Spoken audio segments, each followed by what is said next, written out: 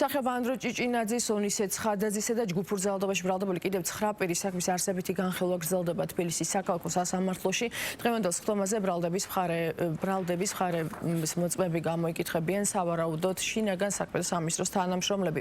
დაცვის მხარის განცხადებით სასამართლო პროცესები 7 თვეა გრძელდება და დღემდე არც ერთ მოწმეს კონკრეტულ ბრალეულობაზე არ უსაუბრია. მათი განმარტებით საქმის მასალებშიც არ არის მტკიცებულებები, რომლითაც დაკავებული პირების ბრალეულობა დასტურდება. მე შეგახსენებთ, რომ ნოემბერ-დეკემბერში მიმდინარე აქციების ფარგლებში დაკავებულ 11 პირს პროკურატურა ჯგუფურ ძალადობაში მონაწილეობას ედავება, მათ 4-დან 6 წლამდე პატიმრობა ემუქრებათ. დაკავებულები ბრალს აბსურდულს უწოდებენ და არ აღიარებენ.